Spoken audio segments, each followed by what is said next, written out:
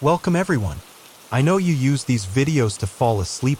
So before that, like the video and subscribe to the channel. And also where you from? And what time are you watching? Now put your headset on and relax. The highway stretched endlessly before me, a dark ribbon slicing through the vast emptiness of the night. My car hummed steadily, headlights illuminating the lonely road ahead. It was past midnight, and exhaustion clung to me like a heavy fog. My eyelids felt like sandpaper, but I was determined to push through. I had been driving for hours, making my way home after a long business trip. The road had been eerily empty for miles, just me and the occasional highway sign breaking the monotony. Then, out of nowhere, headlights appeared behind me. Twin beams sliced through the darkness, growing brighter by the second. I squinted at my rearview mirror, gripping the steering wheel tighter. Where had this truck come from? The highway had been deserted, and I hadn't seen any turnoffs or exits in a long while. At first, I thought it was just another vehicle passing through, but something felt wrong. The truck was too close, its presence too aggressive. I tapped my brakes lightly, a universal signal to back off. But instead of slowing down, the truck inched closer, its enormous grille nearly kissing my rear bumper. "Come on, just pass me already?" I muttered, easing into the right lane to give it room. The truck followed my movement precisely, staying right behind me. My heart pounded. This wasn't normal. Even the most impatient drivers didn't behave like this. I pressed down on the accelerator. 70 miles per hour, 75, 80. The truck kept up effortlessly, never losing ground. A cold sweat broke out on my forehead. I was alone, trapped on a deserted highway with a truck that seemed intent on running me off the road. Up ahead, a sign for a rest stop flickered into view. I made a split-second decision. If I could pull in where there might be other people, I'd be safe. Safety in numbers, right? I took the exit, my hands shaking as I navigated the dark, winding road leading to the rest area. As I pulled into the lot, my heart sank. It was completely empty.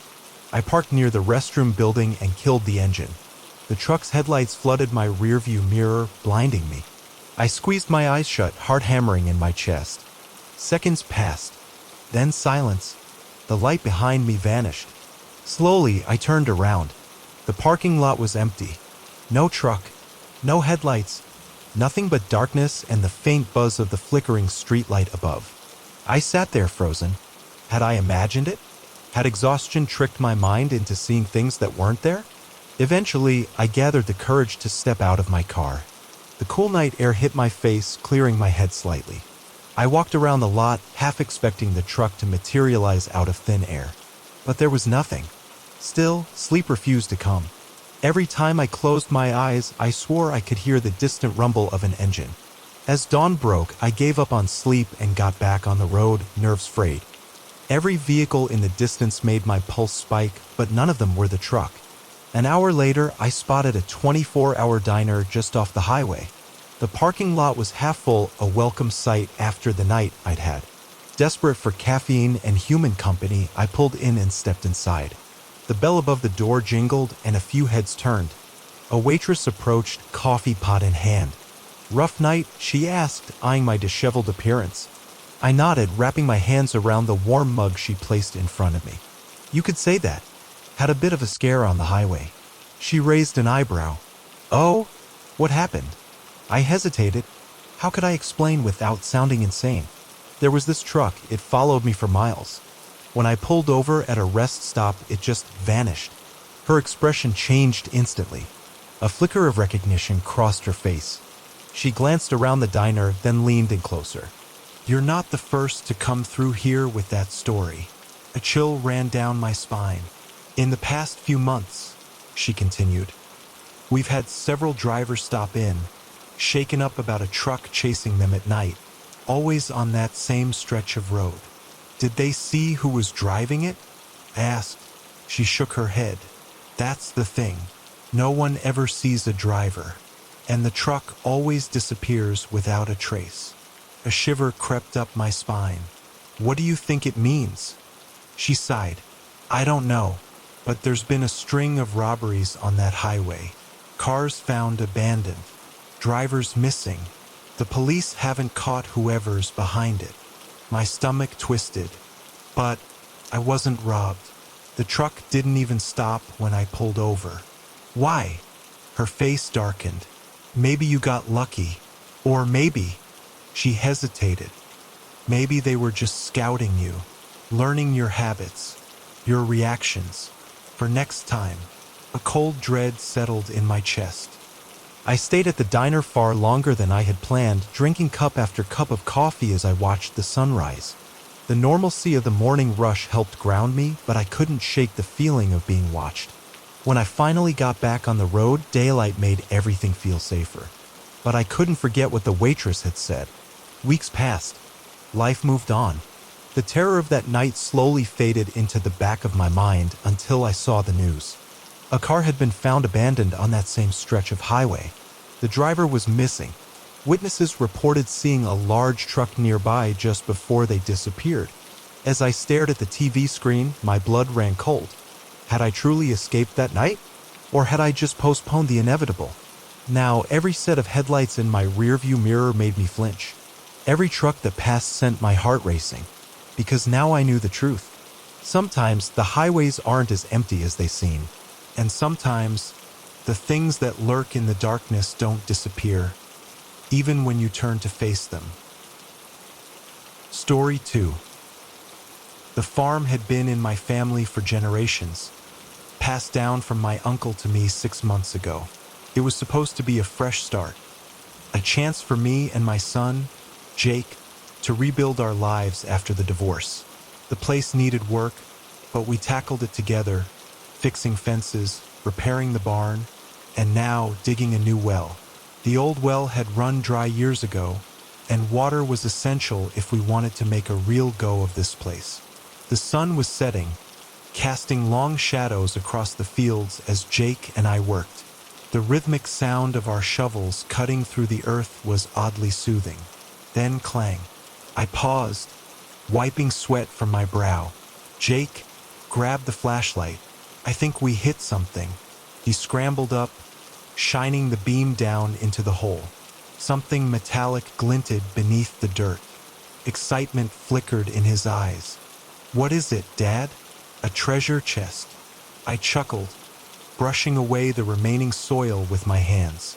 Let's find out. As we dug, the object took shape, a metal container about the size of a small suitcase. The surface was worn, corroded by years underground. A faded inscription was barely visible, but years of rust had made it illegible. Should we open it? Jake asked, practically bouncing with anticipation. I hesitated. Part of me thought about calling the police. What if it was evidence of something? But curiosity won out. Stand back, I said, wedging a crowbar under the lid. With a groan, the metal creaked open. A musty smell hit us first, like old books mixed with damp earth. Inside, wrapped in crumbling paper, was a stack of documents and photographs. I picked up the first photo, holding it under the light. A young woman smiling at the camera. She looked to be in her early 20s, her hairstyle and clothing placing the image somewhere in the 1960s.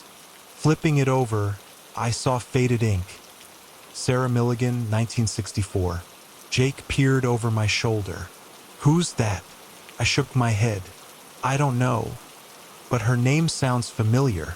We spent the next hour combing through the contents of the box. More photographs, all of Sarah at various locations around what looked like our very own farm. Letters, newspaper clippings, and a small leather-bound journal. A yellowed newspaper clipping slipped out from between the pages. Local woman still missing after 3 months. My stomach twisted as I read. Sarah Milligan had vanished in the summer of 1964. Despite an extensive search, no trace of her was ever found. The article mentioned that her father, James Milligan, the owner of this farm at the time, was the primary suspect, though he was never charged due to lack of evidence. A chill ran down my spine. My uncle's name was James Milligan. Jake's voice was hushed. Dad, do you think we just found a clue? I swallowed hard. I think we just found evidence in a very old missing persons case. Within hours, the farm was swarming with deputies, detectives, and forensic teams. Jake and I were questioned separately, recounting how we had found the box. As I sat in my kitchen, staring at the cold cup of coffee in my hands, I realized why Sarah's name had seemed familiar. My mother had mentioned her once. Years ago, Sarah was my cousin. I drove into town the next morning, heading straight to the local library. Hours of searching through old newspaper archives confirmed my worst suspicions. Sarah had been 23, engaged to be married. Her fiancé had reported her missing when she failed to show up for a date. The last person to see her? Her father, my uncle. The reports painted a grim picture. James Milligan had been known for his controlling nature. He opposed Sarah's engagement, wanting her to stay and help run the farm. Neighbors described heated arguments, a growing tension. And then she vanished. I sat back, my heart hammering in my chest. Had I inherited more than just a farm? Had I inherited a crime scene? When I got home, there was a police car in my driveway. Detective Reeves stepped out, her expression unreadable. "Mr. Collins," she said, "we need to talk." We sat at the kitchen table, the weight of the moment pressing down on me. "We've identified the DNA on some of the items in the box," Detective Reeves said, her voice calm but firm. "It matches Sarah Milligan." My throat tightened. She leaned in. "Are you sure you knew nothing about this before finding that box?" I shook my head. "I inherited this farm 6 months ago.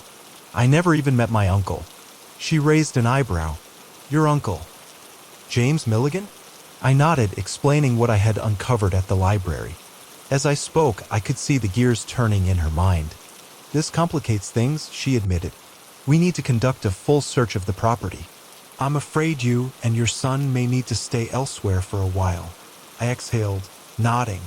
"Do whatever you have to." For weeks, the farm was a crime scene.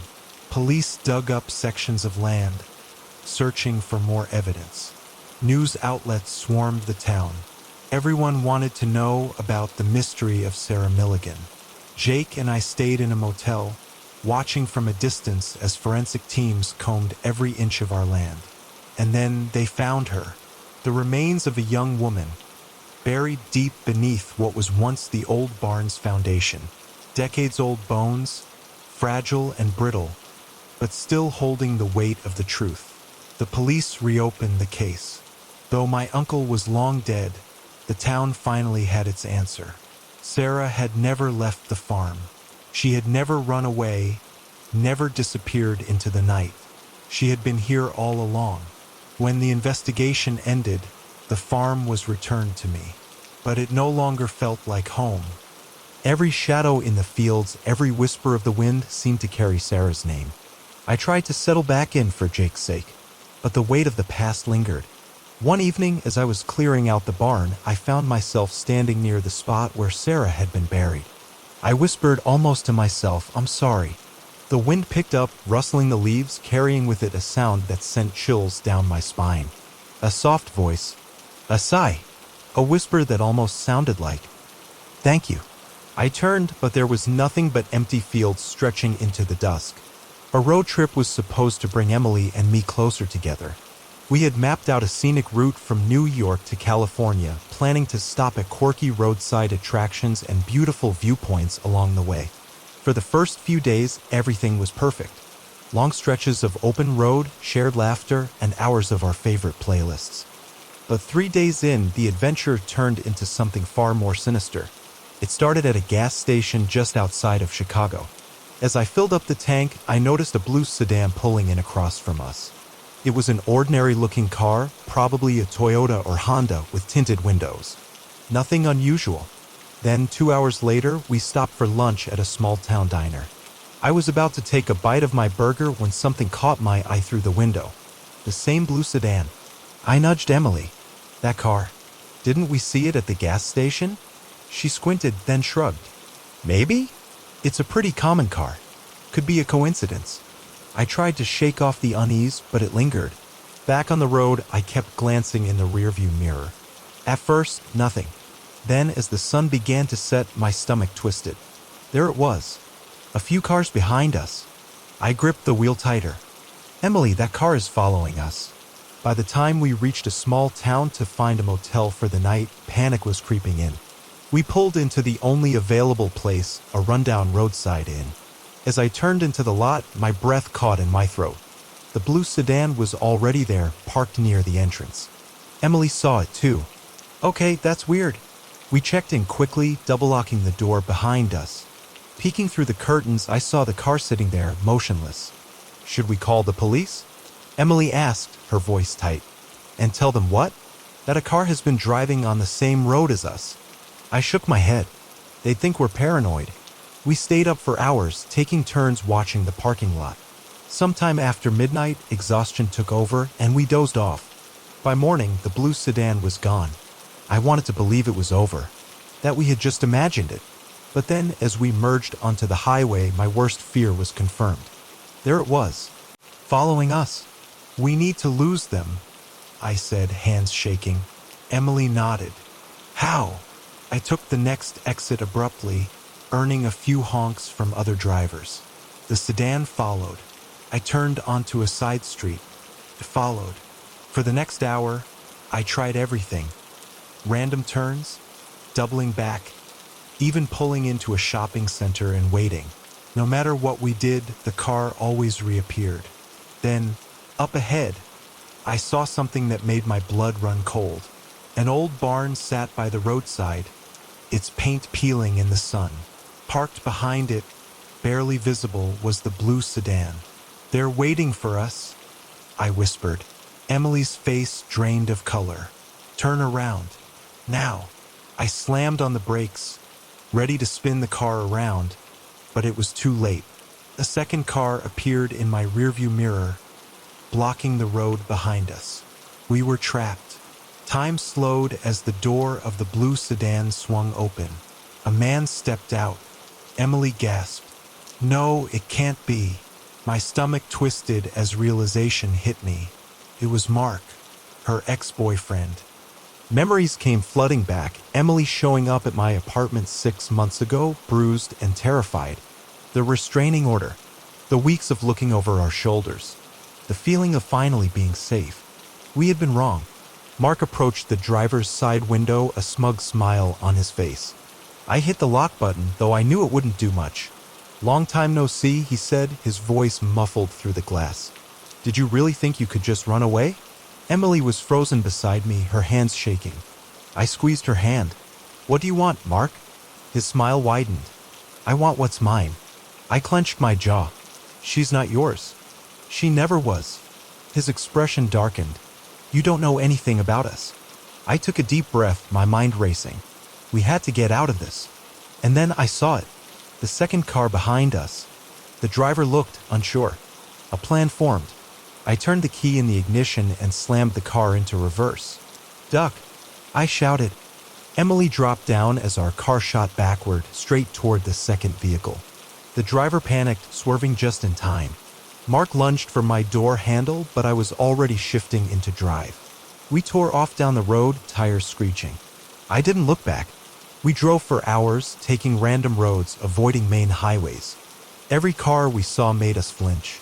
Finally, we found a small town, paid cash for a motel room, and collapsed onto the bed, too shaken to sleep. How did he find us? Emily whispered. I shook my head. I don't know. Maybe he hacked your phone. We'll get new ones tomorrow. She buried her face in my shoulder. I'm so sorry. This is all my fault.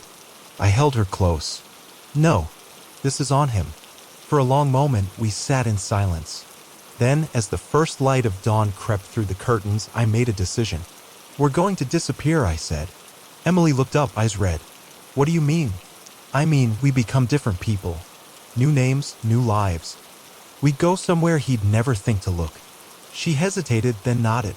Okay, let's do it. And so, as the sun rose on a new day, we began planning our escape. Not a road trip, an escape route. I don't know if we'll ever truly be free of Mark. I don't know if we'll ever stop looking over our shoulders. But I do know this. We're in this together. And together, we will survive. The last time I saw Eliza Thompson, she was laughing. Her long, dark hair caught the golden light of the sunset as she leaned against the railing of the Emerald Princess, a luxury cruise ship cutting through the vast, endless sea. The sound of her joy carried away on the breeze. I never imagined that in less than 12 hours she would vanish without a trace. My name is Michael Chin, and I've been a security officer aboard the Emerald Princess for 3 years. I've seen it all: drunken brawls, thefts, even the occasional medical emergency. But Eliza's disappearance? That was something else entirely. It started like any other day at sea. I began my shift at 6 a.m. making my rounds. As I passed the grand atrium, I saw Eliza finishing her night shift at the reception desk. "Morning, Michael," she said, stifling a yawn. "Morning. Long night?" She laughed, gathering her things. "Yeah, but I was thinking of watching the sunrise before heading to bed. Want to join?" I hesitated, then nodded. "Sure. Why not?"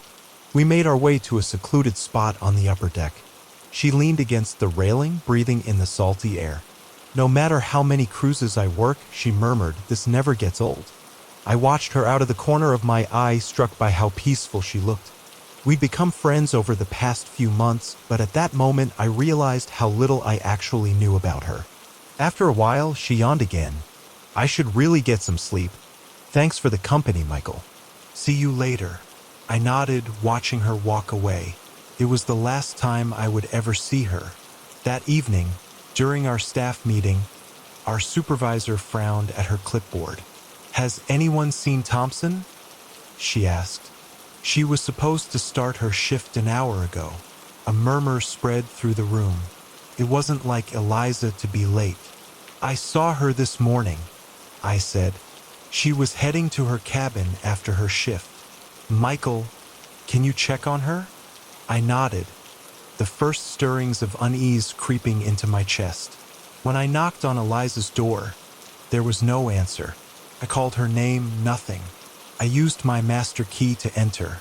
The cabin was untouched. The bed was made. Her uniform was neatly folded on the chair. Her phone sat on the nightstand, its screen dark. It was as if she had never returned. A chill ran down my spine. I radioed my supervisor. "She's not here. It looks like her room hasn't been used since this morning." A long pause. Then, "Initiate search protocol." Now, the next few hours were chaos. We searched every inch of the ship from the engine room to the highest deck. We checked security footage, interviewed passengers and crew. Nothing. The last confirmed sighting of Eliza was at 7:12 a.m. The hallway camera showed her entering her room, closing the door behind her. And then nothing. No footage of her leaving. No signs of forced entry. No clues at all. It was as if she had simply ceased to exist. By midnight, the entire ship was on edge. Rumors spread. Passengers whispered about ghost stories, kidnappings, even the supernatural. The captain made an announcement asking for any information. Her picture was displayed on screens across the ship. The Coast Guard was notified. Still, no answers. I replayed our last conversation over and over. Had she seemed scared? Nervous? I found myself staring at the security footage again. Something wasn't right. I zoomed in. A shadow. Just before Eliza entered her room, a faint, elongated shadow moved at the far end of the hall. It wasn't one of the passengers. I checked the crew manifest. That section of the ship should have been empty. My pulse quickened. I needed to check something. I hurried to the lower decks, where the ship's old storage compartments were located. I had a bad feeling. Reaching one of the unused corridors, I pulled out my flashlight. The air was heavy, damp. The metal walls creaked with the ship's movement. Then I saw it. A door, slightly ajar. My breath hitched. Pushed it open. A small, windowless room. Stale air. A faint smell of salt and something metallic. And on the floor, Eliza's ID badge. My hands trembled as I picked it up. She had been here. But where was she now? The next morning, the captain held a meeting. "We've done everything we can," he said. "The ship will dock tomorrow, and local authorities will take over." Eliza's family arrived, their faces hollow with grief. I watched from a distance, feeling useless. Then news broke. A passenger on another deck had reported something odd the morning Eliza disappeared. I saw her, the woman said. She was standing by the railing. She looked off. Off how? I asked, like she was in a trance. And then the woman hesitated. She just climbed over and jumped. I felt sick. If that was true, we would never find her. The ocean had taken her. But something didn't sit right. She had been fine when I last saw her. Happy. Had someone lured her there? Had someone pushed her? Or was something even stranger at play? The Emerald Princess continued its journey. A new receptionist took Eliza's place. Life moved on. But not for me. Some nights, I found myself walking the upper deck, staring out at the endless expanse of water. And sometimes, I swore I heard laughter, carried away by the wind. A whisper of a voice that almost sounded like Michael. I spun around, but I was alone. Or at least, I thought I was. Don't forget to tell your horror experience in comment. Subscribe our channels for more scary and horror stories.